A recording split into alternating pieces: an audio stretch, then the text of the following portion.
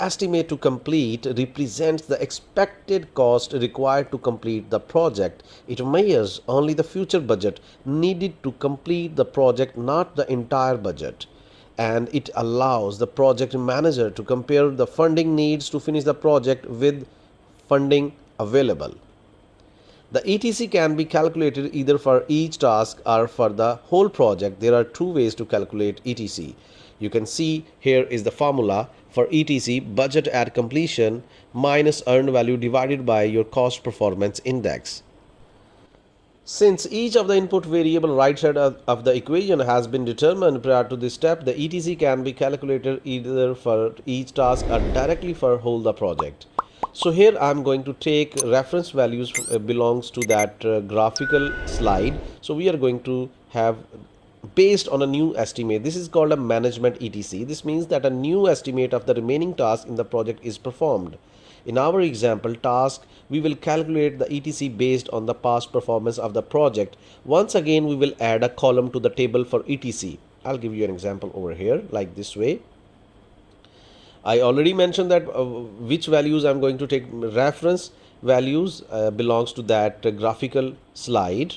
So that is, you can take second week, because I have already mentioned there second week because that slide belongs to 3 weeks project. So budget at completion, this is $4,000, planned value $2,000, earned value $1,200, actual cost $1,600, schedule variance this one because we have minus these values. Okay, this 2000 because 1200 minus 2000, then again this one, so this one need to be calculated. So here we are. Now we are here to calculate estimate to complete this one. So like this way, it is for your concept building. I'm presenting this in graphical way. Later on we will implement the formula and we will calculate in mathematical way. So how it will go on, our project data date was saying that our actual cost on this one. Now we are going to calculate our estimate to complete. So how it will go on, this will end up like this way, and like this way we will extrapolate this one, and this will be like variance, which will also be the part of today's session, but that is estimate to complete. Okay, now how we will calculate this one. See, this is our budget at completion. This was supposed our planned cost of total project. Okay, this one. So next slide, budget at completion minus earned value divided by CPI. 4,000 minus 1,200 divided by CPI. It means that 3,733 extra dollars we require to complete our remaining work. Okay, so here this task is worth $4,000 and has already spent $1,600 in terms of actual cost. Don't worry, be happy, right? Wrong. Based on its past performance, we will need another $3,733 to complete it. Of course, there are often unique circumstances which cause this problem or situations which alter the future performance of the project. In these cases, a management ETC is necessary, which is entered into the ETC column. There is nothing wrong with this practice. So next, estimate at complete.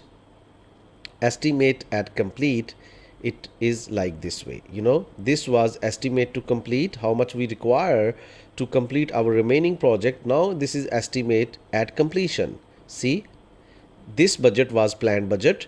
Now this budget will be our realistic budget, but we have different situations over here as well. I'm going to explain everything. These different situations of future performance, if you are interested to calculate your project estimate at completion, keeping this thing in your mind that future performance will be based on the budgeted cost. The second scenario, future cost performance will be based on past cost performance. Or the third scenario, future cost performance will be influenced by past schedule performance. So first we are going to discuss this scenario. If you think the existing variance was a unique event and the rest of the project should go according to plan, simply add the remaining project budget to the actual cost incurred to date. This can be happen like this way, that in this timeline there was rainy season, that is only happened in the past, but it will not happen in future because rainy season or monsoon will not happen in the rest of project timeline. So that is the one scenario you can take. Considering future performance will be based on the budget cost. So this method does not assume the project finish on budget. Rather, it takes into account the one-time event and adjusts the whole project plan upward or downward to estimate the final result. The formula estimate at completion is equal to actual cost plus budget at completion minus earned value. Future cost performance will be based on past cost performance. If you think the past performance is not unusual and the past performance is a good indicator of the future, you would use this formula. Then you will incorporate CPI, your cost performance indicator, as well. And if your future cost performance will be influenced by the past schedule performance, since schedule and cost performance are usually related, there could be a reason to adjust the cost performance based on the schedule performance. For example, let's say CPI cost efficiency is very low, but SPI schedule efficiency is high. You would be justified in thinking that the final cost performance will not likely be as bad as the CPI would suggest, because it happens in project timelines as you extra utilize your budget to complete your schedule performance index. So that also a variance kind of thing, you have to adjust each and everything, because earned value management understanding is an art. You have to understand your project ground conditions, what you have been doing in past, what were the conditions, what were the risks, and what is lying in future. So in the following formula, an average of the CP and SP are used to extrapolate the final project cost. So here you are using both indicators in the denominator of this factor, and then after calculation of this factor you are going to add up in actual cost. So next, you could also use a combination of the SPI and CPI instead of a straight average. In the formula below, 20% of the SPI and 80% of the CPI has been used to determine the final project cost. So point 8 and point 2 is representing the respective above mentioned percentages to make a formula as per project management standards. So a new estimate is produced. In this case, a management ETC can be added to date cost, actual cost, to determine the final EAC. EAC is equal to actual cost plus estimate to complete.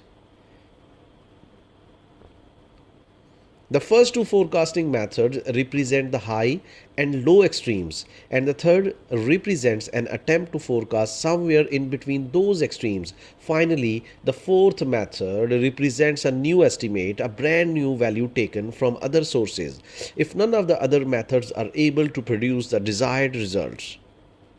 For example, if the project is currently over budget, the worst case scenario would have you forecasting using the current trajectory. The best case scenario would have you using the originally planned trajectory starting from today's date. If you feel you need to be somewhere in between, you can use a combination of the past schedule and cost performance, and if none of these alternatives give you the desired result, you will need to produce a new estimate. So that all given estimate scenarios, you have to sit down with your project manager, you have to learn from different practices, but that's all given in our project management practices. So you have to apply, you have to determine the situation, you have to observe the things, how and why these things are dragging downside of your project. So you have to estimate the things accordingly. So that is what the centralized thing I want to sum up over here. Next slide will give you, in our example, we will predict that the current problem were caused by one time event that is not likely to repeat itself. The same example I have already mentioned, monsoon, rainy season kind of thing. So this is the formula EAC. This project is going to complete in $4,400 rather than $4,000. So this much $400 is extra one, estimate at completion. So this one, estimate at completion. Okay.